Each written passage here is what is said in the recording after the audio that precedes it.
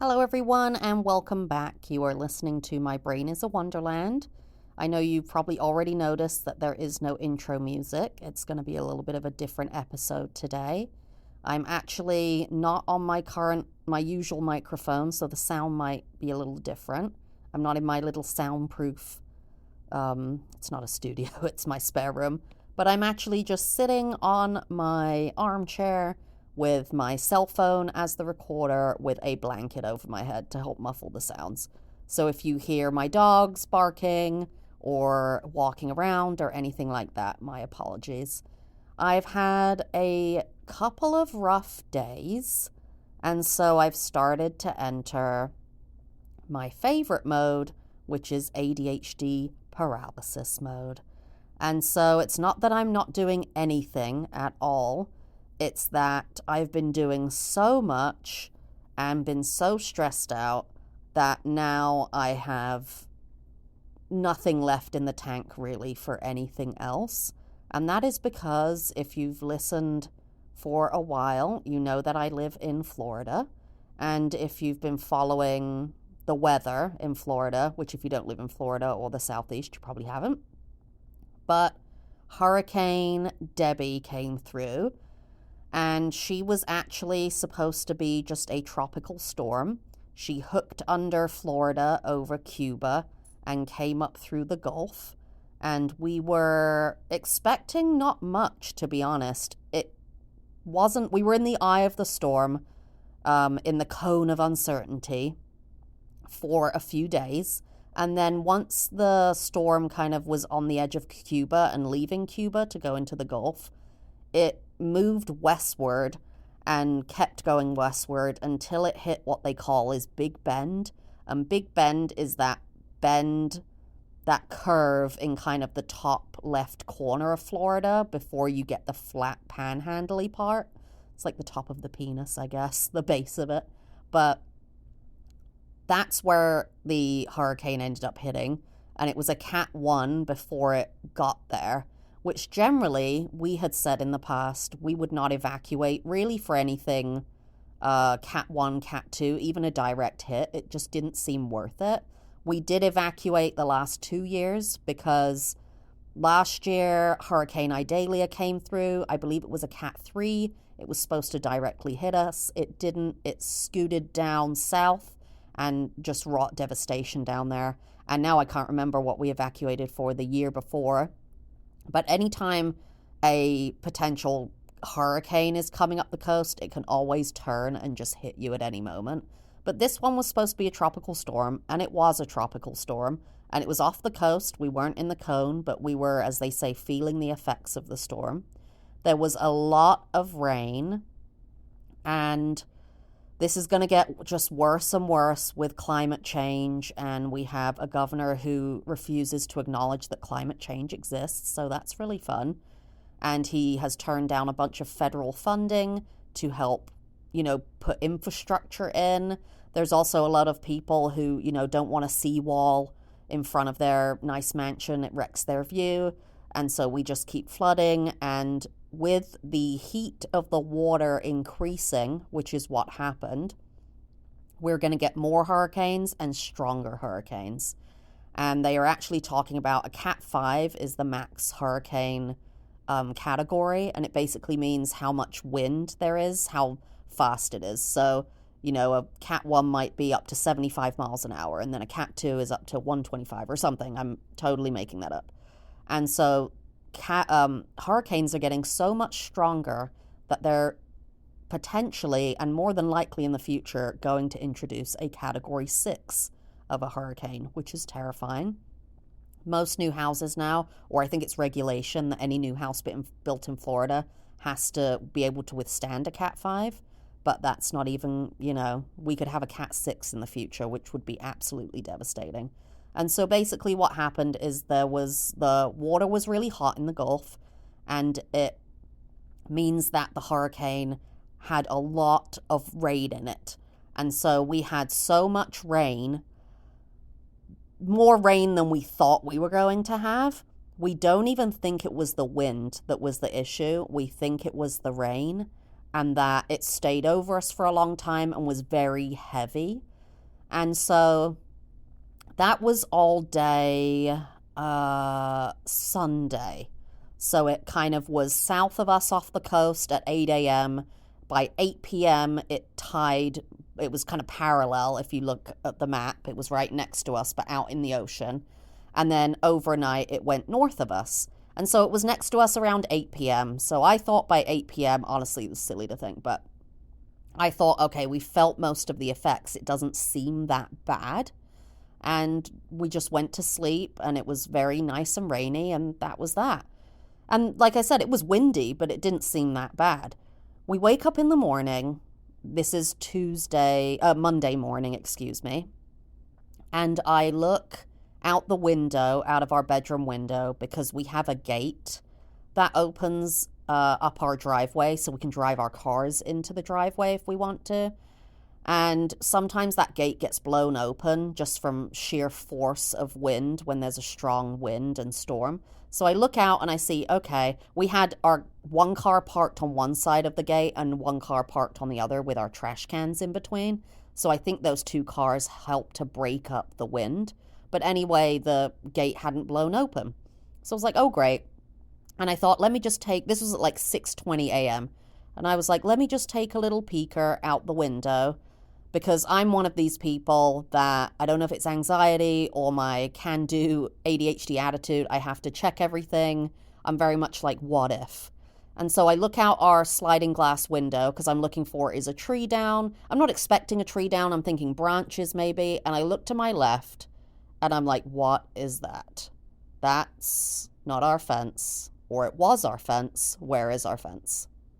My husband is feeding the dogs, and I run out there into our backyard, close the door behind me, because I don't know what's down. I don't know if the yard is open, if the fence is completely down and the dogs could get out. So I run outside and I trudge over there. I literally, in the yard was still so flooded that I was ankle deep in water in some areas of the yard. And I see that on the west side of our yard, we have two 12-foot panels of the fence completely down. So we have a 6-foot wooden fence, like a normal fence that you see in a lot of yards. And two of the 12-foot panels, long panels, wide panels, are down. And the two connected on either side of those are partially down. They're like flopped down. And thankfully, our neighbors on that side, who also have two dogs, have a chain link. It's like a 4.5-foot chain link fence on the inside of that wooden fence, going around their yard. So thankfully, it wasn't completely open. It was, the dogs would be able to go out there, but we have two dogs next door. I see the neighbor, we're talking, we're very friendly with this neighbor, so that's fine. She was so sad and was like, oh my gosh, this is terrible. I go back in, I tell my husband, I'm kind of panicking. I'm like, oh, this is terrible. And I file a claim with our insurance online. I do see when I log in that our hurricane deductible is over $6,000. So I'm not even sure if they're going to cover this. I don't even know. And so this is Monday. This is 6:20 a.m., right? I am all adrenaline, right? I am ADHD morning person adrenaline. I'm up, I'm awake, that's it. So usually my husband would get up to feed the dogs between 6 and 7 a.m. and then come back to bed until we have to get up, which if I'm going into the office, I get up around 7:50. If I'm not going into the office, I set my alarm for 8:50 so that if I'm really pushing it, sleeping in, I'm at least up before 9 to start work. But I cannot even get back to bed. I'm so wired, and I think my husband is too. And so that same day, on the Monday, so it's 6:20, we've seen this, fence is down, filed the claim, okay. My dog is supposed to have chemotherapy. He has it every Monday, ongoing until December. There's some breaks in between. He just had a break. But he's supposed to have chemo, and he's supposed to go in for a blood test before chemo. So he's supposed to have 2 vet appointments on Monday. Then my phone rings at like 7:30. It's the vet for the blood test. And I know already what it is. And she says, I'm so sorry to be calling so early, but our vets are not going to be able to make it in today because they've closed all the bridges. They've closed these main bridges and they can't get to the office. So then I have to call around and find another office that is open, has vets, and has an appointment. I find one for an 8:30 appointment. So then my husband has to leave at like 8 to go drive there. And he said the roads are flooded. I mean, there's debris. This was, there isn't any time for it to drain at this point. It's still raining out there, like torrential rain. Our driveway is flooded. The crews haven't been able to get on the road to clear any trees or debris because it's literally the morning after. So he leaves. And I sent a text message to my in-laws showing a photo of the fence. And I was like, oh, just a little bit of damage. We'll deal with it. And then, God, what was it? I was in the bedroom for some reason, the master bedroom, and I see a patch on the ceiling. And it turns out to be a damp patch. So we have a roof leak. This roof is flat. It doesn't have an attic above it. So it's just like a flat roof. So it's coming just straight in from the top. Like if a tree fell on our master bedroom, it'd be pretty dangerous because we don't have an attic to break that fall. So then I'm like, oh crap, we have a leak now. So I try to submit a new claim or edit our claim in the portal, the insurance portal, not possible. So I have to call them. So this is, 8:30 a.m. And now it's my first call of the day. And I say, look, I need to add this information that there's a leak in our master coming through the ceiling. It's not dripping yet, but there's wet patches. The woman on the phone, who's very nice, says, have you checked your attic? And I'm thinking, no. Do I need to? And she's like, you should check your attic to see if there's any leaks in there. Because if the roof is leaking into the attic, you're not going to know about that leak for a while until it seeps all the way through. The one in the master is just a flat roof, so there's no attic between it, so we caught it pretty quick. So I get off the phone because I'm like, okay, well, I can't check the attic while I'm on the phone with you. My husband isn't here, blah, blah, blah. I get the giant ladder and put it under the attic entrance, push open the attic door thing, and pop the light and stick my head up into it. I'm on the ladder, look to my right, and I see water coming in through the roof, as in an actual leak. The rafters are soaked. Our AC lines are soaked. And I can't reach it from where I am. And now I'm panicking. My husband isn't here. I don't go into the attic. I've sat up on the edge, but I've never really been into it. And so I'm like, okay, I need a bucket. Start running around and I find a bucket. I go up there, but I can't get the bucket under there from the top of the ladder. And I'm like, oh my God, this is terrible. If I fall, my husband isn't here. What am I doing? So I throw the bucket to try to get it to land under the water drip. It does not. So then I have to get up into the attic. This is probably 8:45, 9 o'clock. I get up into the attic and I position the bucket under the leak. Then I notice it's leaking closer to me. Maybe just the same leak, but it's traveling along the rafters. So I go back down, find another bucket, put that under there. I have to find a third bucket to put in the bedroom in case that leak comes through. So I leave the door to the attic open. So if it leaks a lot, we can change out the buckets. But what it seems like is when it's raining hard, then it's dripping. When it's not, it kind of subsides. So I make my second call of the day to insurance and say I need to add this third thing. I've pretty much checked everything else. I went outside to look and make sure nothing had fallen on the house because I didn't want to have to call them again, and said, look, there is a leak coming through. She's like, okay. Then she says you have to wait for a call from your adjuster, which is the insurance guy. I don't know why they're called adjusters. As my husband gets back. Okay, so he's already stressed as well. He has a lot of issues with getting up in the morning, digestion-wise. He has migraines and has always had issues with mornings. He kind of needs, like a lot of neurodivergent people, he needs a moment to kind of relax, get ready, eat food, go to the bathroom. But this was like go, go, go from the minute we woke up. So I tell him we have these 2 leaks, and he's just like super stressed. Then the adjuster calls me. It is the most confusing call. I mean, he was very sweet and he was telling me all of the right things in all of the right ways. And he even said on the phone, I'm sorry to give you so much information at once. And I was like, no, it's fine. I'm new to this. I really need all the info. So then I'm asking him, he says, well, you have to wait for the field adjuster to call. So he's like the middleman, I guess. I don't know. But we have to wait for the field adjuster to call to set up an appointment to come out and see everything because he's just like the office adjuster. I don't know. So then I'm asking, okay, so then what do we do? Like, how do we,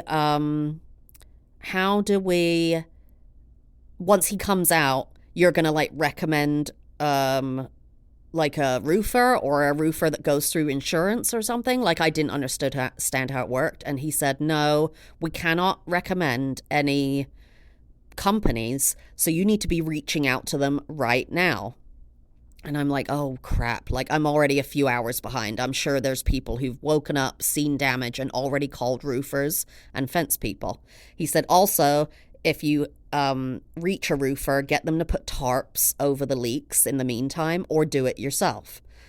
So I'm like, okay, great. Put the phone down and proceed to make 7 phone calls in a row. This is like 10 a.m., okay? And I make, it's like 3 calls to fencers and 4 calls to roofers or something like that. And I have to, they're all voicemails because I'm assuming they're dealing with a bunch of calls, right? So I leave all these voicemails and I'm waiting for calls back. And throughout the day, I get various calls back, make appointments, set up people to come out and look at everything. A fencing guy came out this morning. We have a fencing guy and a roofing guy coming out tomorrow. We have another fencing guy next week. I think we have another roofer coming out Friday.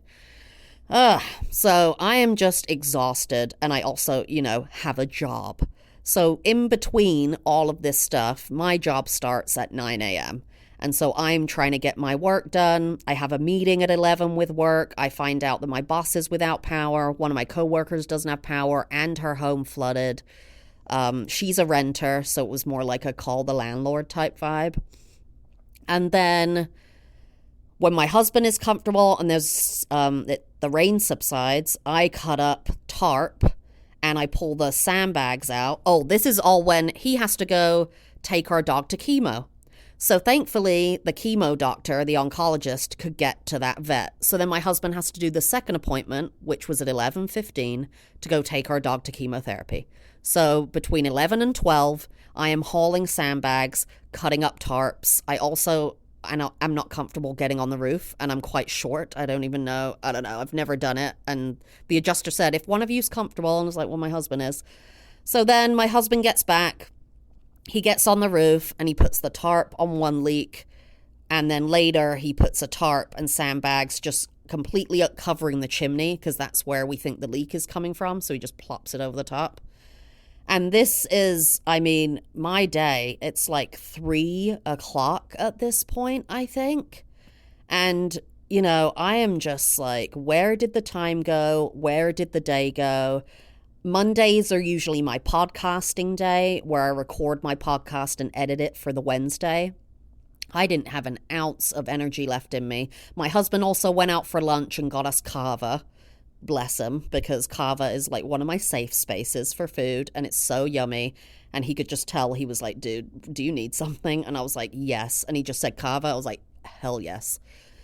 So we've been up and down all around all day. My husband is an Uber driver, so he can't drive all Monday because it's still flooded, raining, everywhere is crazy, and more than likely no one is going to be requesting a ride. And even if they were, they could send him into like a flooded area that could be dangerous. So all this to say, and today is Tuesday, I'm recording this, so this was all yesterday. And then this morning, we had the guy come out at 8:30 to see the fence. And then, something else funny. We agreed with our neighbor that she would let her dogs out on the odd hours and we would let our dogs out on the even hours because it's just so stressful with them barking at each other at the gate. And I'm pretty sure one of my dogs could jump that gate, the fence if he wanted to, the chain link fence. So it's just a whole thing. Like, And then today, the guy comes to look at the fence. He tells us he thinks the fence that's down is actually our neighbor's fence and not our fence, so it would be covered under their insurance. But they have a chain link fence on the inside, so are they going to want to replace the fence? We need it replaced because of the dog situation. Oh my gosh. And then it's like every, odd hour, if my dogs are like, I need to pee, I need to poop, I'm like, you cannot go out. This is the agreement. Like, why don't you know the agreement? So still stressful today. And then, I just entered like pure ADHD paralysis. I was supposed to work out. I didn't. I was supposed to do this podcast. And I was like, I'm just going to lay in this chair with this phone and do it here and hope that you guys appreciate this and just hear my voice, how much of a struggle this has been. I know that medication can help with these things. And I keep going back and forth on whether to try Adderall. I'm really not sure about it. I have to be really careful with it. And I know if I want to try it, I have to go back to my primary care to get in the EKG first and then set up the appointment with the psychiatrist. And then it's just like too much. It's like too much to even think about right now. But I'm struggling with like getting off the couch. I was just working, all day on my laptop on the couch. But I thought I'm going to work out, did about 10 minutes on the stepper in front of the TV and then bailed. I was like, I'm going to record the podcast. And I was like, no, I'm not. And then decided to do it here. I don't know. I'm just like, this life thing, guys, is really tough. Do you know what I was thinking yesterday when I was going through all this? I was thinking, because we've talked about it, me and my husband having a child. I'm like, what would we have done if we had a child? What would we have done? Let's say we have a baby. They're not in school. We've got to tend to this baby's needs all day while dealing with all these phone calls, the dogs, the leaks. I just was like, how do people do it? And then I thought, and then if they're in school, school's probably closed on Monday. And if not, you've got to get them there through flooding, and then my husband's got to take the dog to the vet. And then I've got to deal with the appointments. How do you guys do it? This is an honest question that I need to hear answers to. If you want to email me, mybrainisawonderlandpod@gmail.com. I would love that. That would be amazing. Just to hear how you've gotten through it. And be honest if it's just an absolute dumpster, because I need to know.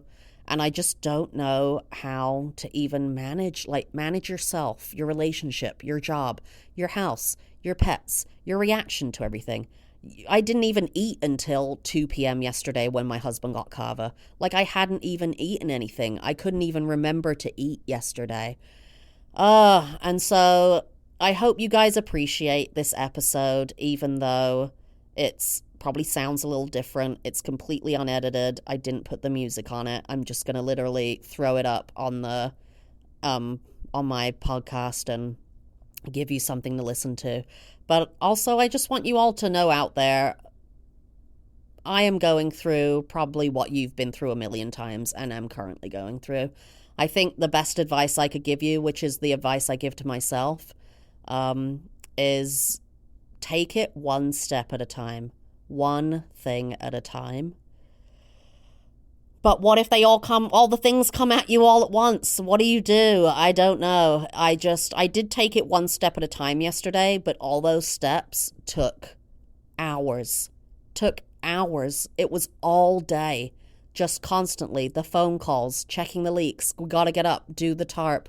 We got to check this. We got to do that. I don't even know. I don't even know how to move forward in a situation like that. And now it's just an ongoing stress, this leak, these 2 leaks, and this fence situation. And I know once they're done, I'll be really relieved, but there's another thing I've also talked about a lot on this podcast. I hate people in my home that I don't know. I hate having workers in the home. So each one of these estimates and appointments is a freaking nightmare where I have to bring this person into my home, feel unsafe, feel awkward and uncomfortable, and they are in like my home and touching my stuff and seeing where I live, and I have to communicate to them. And it's a little easier when it's the fence because they're just outside, but the guy with the roof leaks is going to have to be on the roof, in the attic, all the things. And then where do the dogs go? If he's in the attic, where am I going to? It's just, oh my gosh. So I'm not looking forward to that because we've set up a lot of estimates. And then once the estimates are done, we have to pick the person, and then they have to be all up in our stuff for like days. I mean, the fence, you have to put the concrete posts in before you do the fence. So I think fencing really takes 2 days minimum, and you have to find time when it isn't raining. Same with the roof. Hopefully the roofs are just patches, but I really don't know what you do once it's leaked through. I mean, because now we have water damage inside the house. Like what? Oh God, it's just a whole thing. If you were listening and you were in Florida, Georgia, anywhere where you felt impacts from this, God, my heart goes out to you, because we are a little bit inland, not really, but we're not fully on the coast. But for anyone who really just went through it, I'm so sorry. I really feel your pain and, all the things. Just to end this on a good note, though, for anyone who's been paying attention, and I am going to do a full episode on this, just give me time. When my dog went to chemo yesterday, after his break, he's doing great. The cancer did not come back during the week break, which means the chemo is working. The polyps didn't come back. He's doing really well.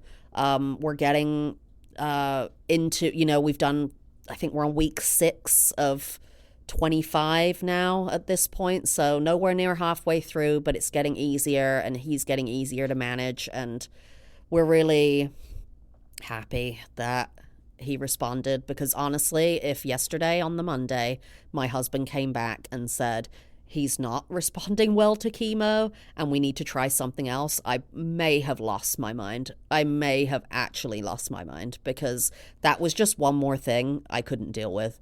And especially it being sad news, like having to switch protocols, having to try something different, trying to pay more. I don't even know what it would have been. So for everyone who's wondering, that's going well. And I did get some fan mail, but I'm on my cell phone, so I can't read it out right now. Thank you so much. I'll read it out on the next episode that I record on my laptop. And again, if you are able to donate to my GoFundMe, the link is in the show notes. I also turned on show support, which is where you can send me money through Cash App. And I'll talk more about the ad thing. I'm not able to add the ads right now, even though I have over 1,000 listeners in the last 30 days because of technicalities. I'll go into that. I thought it was going to be a lot easier than it was. I do qualify for ads, but I have to wait for the ads to choose me or something. So I'll get into that on the next episode. But thank you so much for your support. If you can donate anything towards my dog's chemo costs, that would be so much appreciated. We're going to be at least $6,000 out of pocket above the $10,000 allotment through insurance. And now with our fence down and the hurricane deductible being $6,000, we probably won't be covered. I'm really not sure. So super appreciative of anything you can do. And if that anything is just listening to more episodes and leaving a review, thank you. I'll see you again for My Brain is a Wonderland. Maybe this week for a doggy episode, but most certainly next week. Bye-bye.